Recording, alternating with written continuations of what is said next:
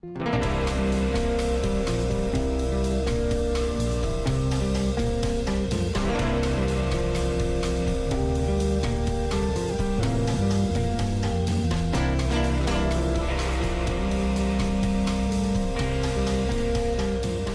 many of you have ever received unfair treatment? Jesus said it is impossible that no offenses should come. Do you have the right to be offended? Offense is a snare, a trap. An offense is the bait of Satan. The Bait of Satan, John Bevere's best-selling book, has changed lives all over the world. God's word, His promise, will always come to pass as long as you don't get offended. And now, John Bevere Ministries presents The Bait of Satan Curriculum, a 12-part series designed to free you from the snare of offense. What you do with the offense will determine your future.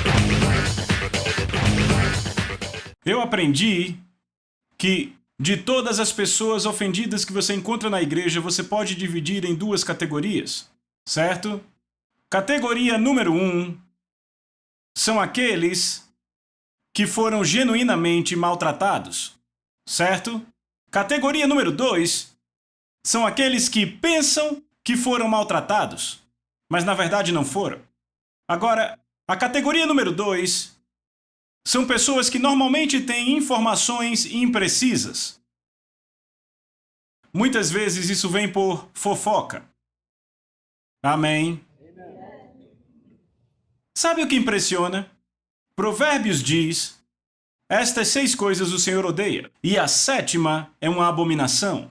Agora, sabe a que é uma abominação? Não é assassinato, não é homossexualismo, não é adultério. Sabe o que é? Aqueles que semeiam discórdia entre irmãos, fofoca.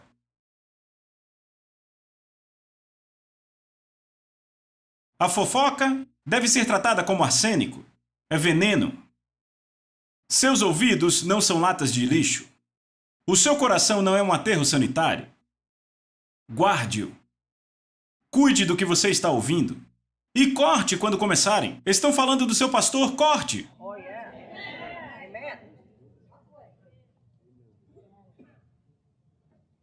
Estão falando do seu cônjuge, corte. Estão falando do seu pai, corte.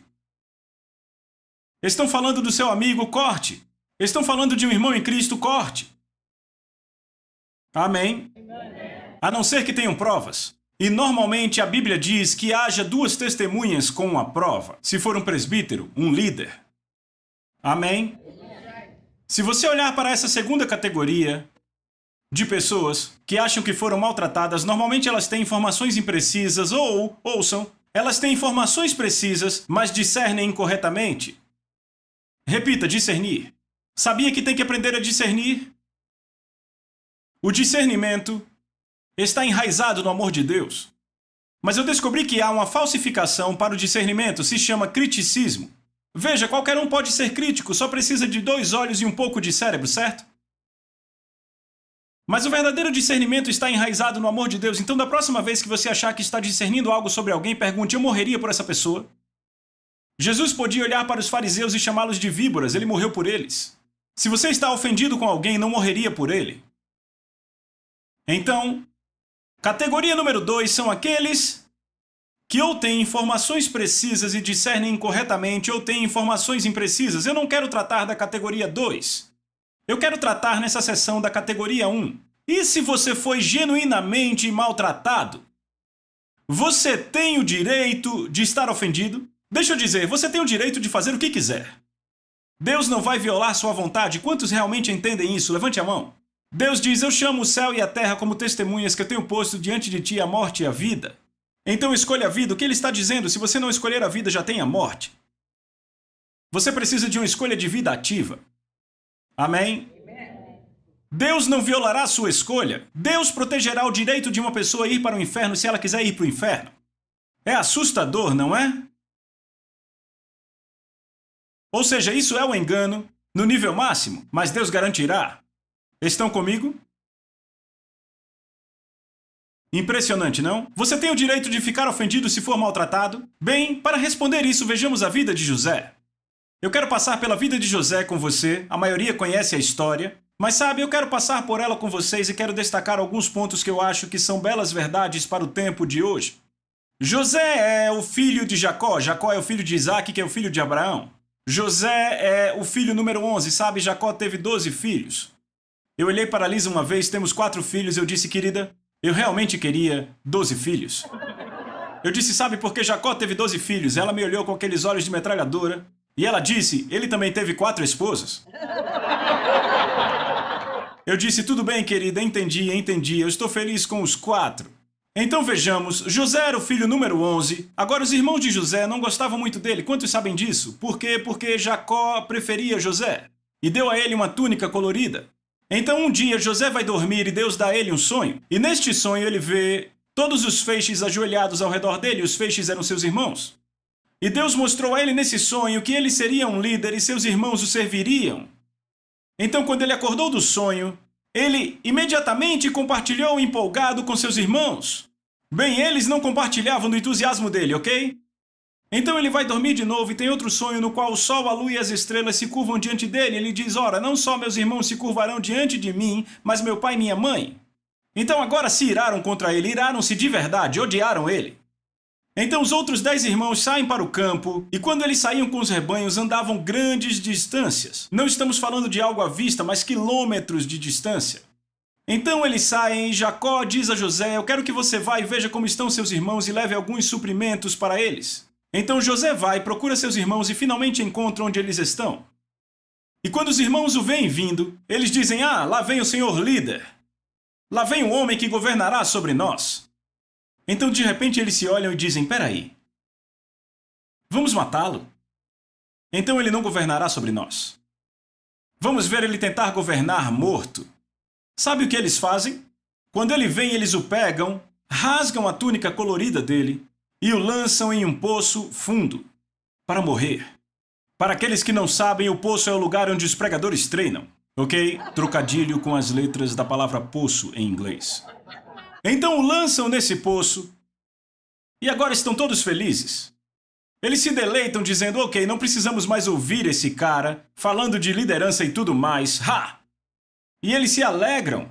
Agora, algumas horas mais tarde, eles veem uma caravana de ismaelitas vindo pela estrada, indo para o Egito para vender escravos. E Judá, o 4º irmão, diz aos irmãos, ei caras, peraí. Se deixarmos ele apodrecer naquele poço, não ganhamos nada com isso. Mas se o vendermos como escravo, ele já estará morto. Porque ser vendido como escravo para outro país nunca mais o veriam. E ainda fariam dinheiro. Então, eles o venderam como escravo para a caravana de ismaelitas por 20 peças de prata. Agora, amigos, ouçam. Os irmãos estavam ofendidos com José, então o traíram. Estão comigo? A ofensa leva à traição. Certo, eles já estavam no estágio do ódio, mas apareceu a oportunidade da traição. Então agora José é levado ao Egito, ele é vendido como escravo para um homem chamado Potifar. Potifar era um dos oficiais do faraó. José agora será escravo pelos próximos 10 anos desse Potifar, esse egípcio. E a questão é, você tem que entender, então ouça com atenção, eu sei que a maioria aqui conhece a história, e você sabe o final. Mas por favor se coloque no lugar de José, você não sabe o final. Você apenas sabe que seus próprios irmãos acabaram de destruir sua vida. Porque vocês têm que entender, irmãos, nós do Ocidente não relacionamos isso. Naquele tempo, era tudo para um homem ter um filho. Na verdade, os homens às vezes, vejam, eu não sou dessa forma, é como eles eram. Quase ficavam deprimidos com filhas. Porque basicamente você a venderia por 5 camelos e ela ia embora, ok? Mas os filhos levavam seu nome, levavam sua herança, estão comigo? Certo? Agora era tudo para um filho carregar o nome do seu pai como herança. Estão comigo? Uma coisa é quando você nasce escravo e nunca saberá como é ser herdeiro de um homem rico. Outra coisa é quando você é herdeiro de um homem rico com aliança com Deus Todo-Poderoso e seus próprios irmãos roubam isso de você e agora você é escravo, porque quando se é vendido como escravo para outro país, você casa com uma mulher, ela se torna escrava, seus filhos serão escravos, você perdeu sua herança completamente. Era quase como, ouçam o que eu digo, era quase como José fosse um morto-vivo. O que seus irmãos fizeram com ele, na mente deles, na cultura deles, foi muito pior do que matá-lo. Porque agora ele tem que viver como um homem morto. Ele tem que viver o resto da sua vida pensando o que eu poderia ter, mas por causa dos meus irmãos eu não tenho. Estão comigo? Então agora ele está na casa de Potifar há 10 anos e não há nenhuma indicação do seu pai vir resgatá-lo, porque ele sabe que provavelmente seus irmãos disseram que ele estava morto. Ele deve tê-los ouvido planejar. Quando encharcaram aquela túnica no sangue de um carneiro, ele pensava: meu pai acha que eu estou morto. Eu não tenho esperança aqui. A não ser por um sonho que Deus me deu. É a única coisa que ele tem. E eu amo esse homem porque ele passou 10 anos e não havia igreja, não havia grupo familiar, não havia Bíblia, nada, e ainda assim não o vemos reclamando e nunca o vemos desobedecendo. Então as coisas começam a acontecer porque José está obedecendo a Deus e Potifar dá a ele cada vez mais responsabilidades e ele acaba cuidando de toda a casa. Então Deus começa a abençoá-lo. Mas por baixo da bênção há algo muito maligno acontecendo, e é o seguinte: a esposa de Potifar se apaixona por José. Ok? Ela quer cometer adultério com ele. Ela queima de lascívia por ele. Então a Bíblia diz que ela começa a se aproximar dele diariamente. Repita, diariamente. Não uma vez. Não 2 vezes, todo dia. Agora, ela se veste com o melhor e usa o melhor perfume. E tem um espírito sedutor até a bola do olho. Entendem? Todo dia ela vai a ele: não, não, não, eu não vou pecar contra o meu Deus. Eu amo o temor por Deus desse homem. Ele obedeceu, ouça, ele está obedecendo depois de 10 anos, mesmo sem ter visto nenhum sinal da promessa acontecendo. Estão comigo? E então ele continua: não, não, não, não. Finalmente um dia eles estão sozinhos na casa, todos saíram, e ela o pega pela túnica. Deite-se comigo. Ele diz: Deus me livre de pecar contra Deus e seu marido. E ele faz o que a Bíblia diz, ele foge da imoralidade sexual, certo? E quando ele sai da casa, a túnica rasgada, ele sai correndo nu. Ela é uma mulher devassa. Então agora ela está irada. Então ela grita estupro. Então exatamente daquilo que ele está fugindo, ele é acusado. E o que acontece? Potifar o manda para a prisão, o calabouço de Faraó. Agora, olhe para mim, por favor. Quando você pensa no calabouço de Faraó, a prisão, não pense nas nossas prisões hoje. Eu já preguei em muitas prisões. E eu quero dizer isso: nossas prisões nos Estados Unidos são clubes de campo, comparados ao calabouço. Eu estive num calabouço no Oriente Médio, fisicamente estive lá. Normalmente eram cisternas vazias debaixo da terra, às vezes o teto tinha apenas 1,5 metros de altura. Muito úmido e muito escuro. E sabe o que a Bíblia diz em Salmos 105? Eles puseram seus pés em ferros e seu pescoço em correntes, e eles o machucaram com essas correntes. Não é lugar para camping, certo? Ele fica no calabouço por 2 anos. Agora eu quero que você pare e pense nisso. Ele chegou no ponto mais baixo de um homem. Há 12 anos atrás, Deus lhe deu um sonho. Ele seria um líder e seus irmãos se curvariam a ele. Foram seus irmãos que distorceram, foram aqueles que perverteram, foram os que agiram com maldade. E ainda assim eles estão desfrutando todos os benefícios do pai rico. Ele, por outro lado, não fez nada a não ser obedecer. Falou do sonho, lançaram num poço. Foi vendido como escravo. Ele era um bom escravo, um escravo obediente, sustentou a palavra de Deus por 10 anos. E parecia que ele prosperava, que Deus o abençoava. Mas então agora, ele obedece à palavra de Deus e ele foge da imoralidade sexual e acaba num calabouço. Então agora o que parece a esse homem é: quanto mais eu obedeço a Deus, pior as coisas ficam. Sabe o que Deus diz em Malaquias capítulo 3? Deus diz: nos últimos dias, ele diz: eu virei para a minha igreja como fogo refinador. Agora, quantos sabem que o refino não é confortável? Ok? E sabe o que Deus diz? Haverá 2 grupos de pessoas na igreja. Durante esse refino, ele disse: o primeiro grupo vai dizer: que bem nos trouxe te servir, Deus. Obedecemos as ordenanças e os mandamentos, mas olhamos a multidão, olhamos os ímpios, e são eles que estão rindo, desfrutando a vida. E eu vou de um teste a outro teste, parece que quanto mais eu oro, quanto mais eu obedeço, pior as coisas ficam. Você já ouviu, ouça, a parábola que Jesus diz: quando a palavra é semeada, imediatamente a aceitam com alegria, mas depois a aflição e a perseguição surgem contra a palavra?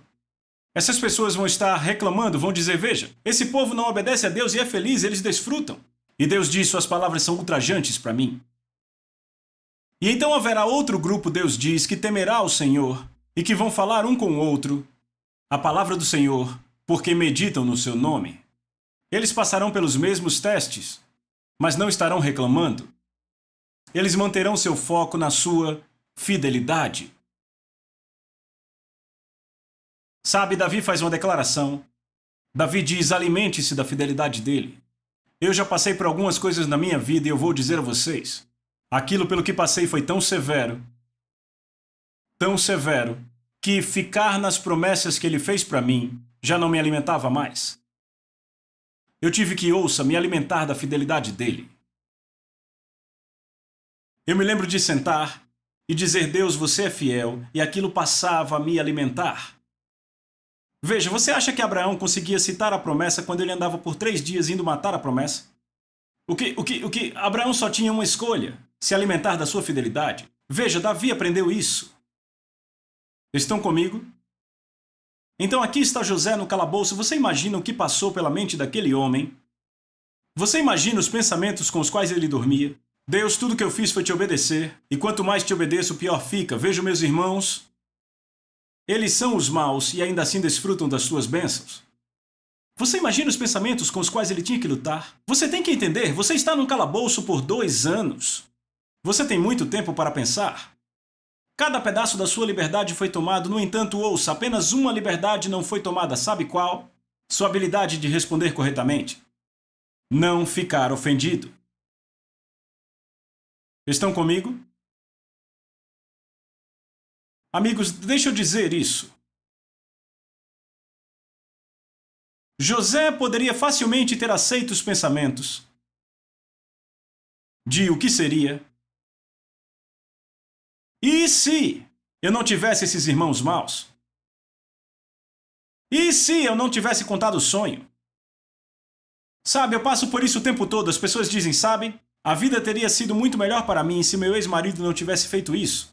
Se meus pais fossem normais, eu não teria os problemas na família que tenho. Se o meu pastor tivesse reconhecido os meus dons, eu não teria passado por esses problemas.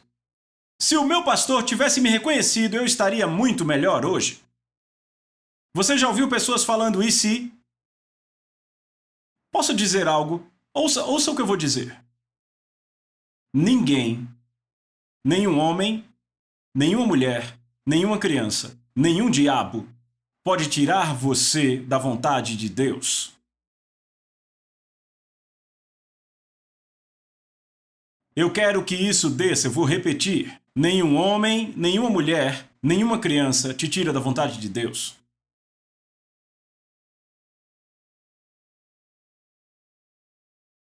Os irmãos de José disseram algo, eu tenho escrito aqui. Eles disseram o seguinte. Fizeram a declaração dizendo, agora venham, vamos matá-lo e lançá-lo em algum poço e veremos o que será dos seus sonhos. Isso é Gênesis 37:20. Foi o que disseram. Vamos destruir o chamado na vida dele. Ninguém destrói o chamado de Deus. Só uma pessoa pode fazê-lo. Todos, pegue o seu dedo e aponte para você. Você é o único que pode destruir o chamado de Deus em sua vida. Os filhos de Israel foram chamados para ir herdar a terra prometida. Eles ficaram reclamando por 1 ano. E foi a vontade de Deus que eles ficassem no deserto por 1 ano depois de sair do Egito. Porque 1 ano depois foi quando Deus disse a Moisés, envie os espias à terra prometida. Então por 1 ano ficaram reclamando. Agora eu vou dizer algo a você, olhe para mim. Deus odeia reclamação. E você deve tratar a reclamação como veneno. Porque é exatamente o que é. Sabe o que a reclamação diz a Deus? Deus, eu não gosto do que você está fazendo na minha vida. Se eu fosse você, eu faria diferente.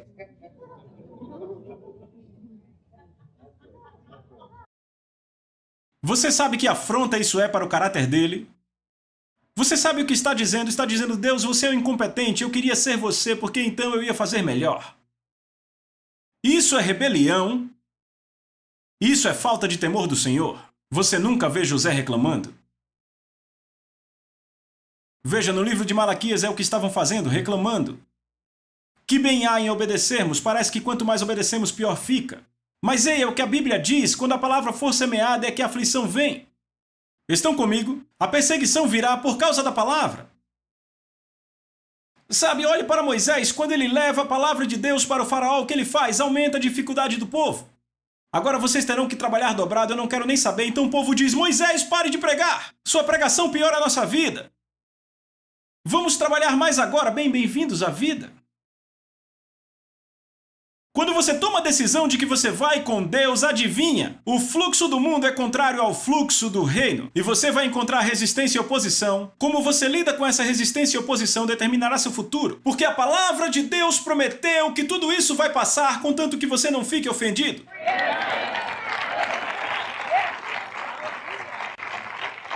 José está naquela prisão e ele poderia estar pensando, sabe? Se não fosse pelos meus irmãos, eu seria um líder hoje. Você consegue imaginar o pai? Você pode imaginar o pai quando aqueles irmãos o lançaram no poço e o venderam como escravo? Você imagina o pai? Ei, Jesus, você tem um plano alternativo? Nós o queríamos como líder, mas seus irmãos o venderam como escravo. Minha nossa, eu não estava esperando por isso. O que vamos fazer? Deus sabia que eles fariam aquilo. Antes de ele dar o sonho ao José, ele sabia mesmo antes de ele nascer. Porque Deus conhece o fim desde o começo. Mas ainda assim respondemos a certas situações e pensamos que é assim que Deus vai responder a elas. Sabe, você consegue ver Deus olhando para Jesus dizendo, Jesus, o que vamos fazer? Sally tem 34 anos e ela ainda não casou porque eu queria que ela... Ei, ouça! Porque eu queria que ela casasse com o Jim, mas Mary, a melhor amiga dela, fofocou dela para o Jimmy e o Jimmy não casou com ela. Minha nossa, temos outro solteiro disponível para casar com ela? Ah, por favor, Jesus. Tem que ter alguém. Não é assim. Você acha que é assim que Deus responde? Jesus, o que a gente vai fazer? Fred foi demitido? Minha nossa, despediram ele. Será que tem outro emprego disponível para ele aqui?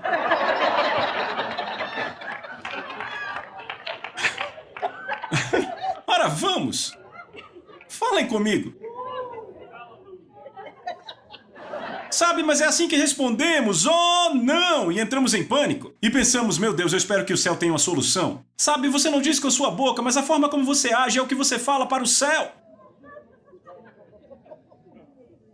Deixa eu dizer algo. Deus traz o maior teste na vida de José no final. Você sabe quando é que vem o maior ataque contra a sua colheita? Pouco antes da colheita se manifestar. Olhe para Davi. No mesmo dia que Saul veio a morrer pelos filisteus, exatamente no mesmo dia, seus próprios homens queriam matá-lo. Ele estava no ponto mais baixo. Se ele se perdesse ali, perderia a colheita. Não nos cansemos de fazer o bem, porque a seu tempo ceifaremos se não desfalecermos. Há um se aí, se não desfalecermos. Por isso que às vezes eu fico, Deus, você é fiel, porque tudo que eu tenho que fazer é permanecer obediente para a colheita. Então Deus traz o maior teste para José do seu temor pelo Senhor, bem no final. Sabe o que ele faz? Ele traz dois caras para falar com ele. Um padeiro e um copeiro. E os caras querem ser ministrados. José poderia fazer como muitos na igreja e dizer, ei, ouça, você tem problemas, eu tenho problemas, deixe-me em paz. Vai orar. Aqui está a Bíblia, vai ler.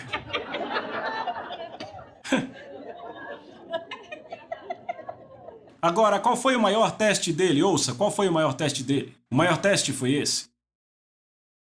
Deus traz dois homens para ele para serem ministrados, ok? O teste é esse.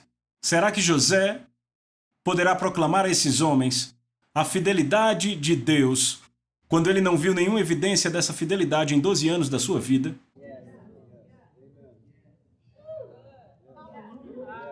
Vamos, 12 anos atrás ele teve um sonho do céu que disse que seus irmãos o serviriam.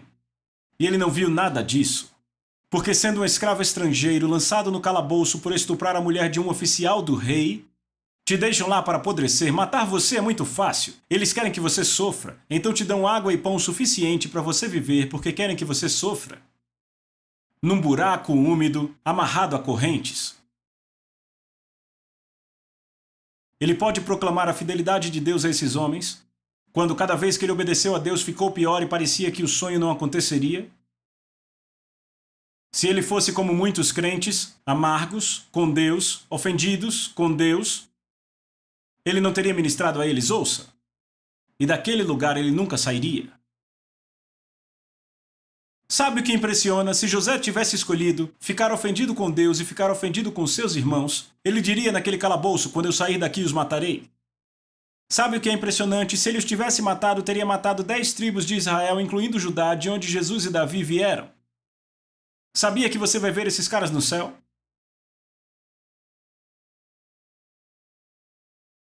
Então, ele ministra ao copeiro e ao padeiro. Deus restaura o copeiro. O padeiro é decapitado, o copeiro é restaurado. E um pouco depois, Faraó tem um sonho. E o copeiro diz: eu lembro desse homem, esse garoto hebreu que andava com Deus na prisão. José é trazido, interpreta o sonho. Faraó faz dele o número 2 no comando de todo o Egito. E a fome domina todo o mundo, e lá vem os irmãos de José. E o que ele faz? Ele os abençoa. Se ele tivesse ofendido com eles, ele os teria matado, e Faraó não faria nada, porque eles não eram nada para Faraó. Ele podia ter feito, tinha poder, mas ele usou o seu poder para servir, para abençoar. Isso é mansidão, amigos. O que Deus estava fazendo em José naqueles 12 anos foi desenvolver seu caráter para que soubesse lidar com a liderança que iria receber.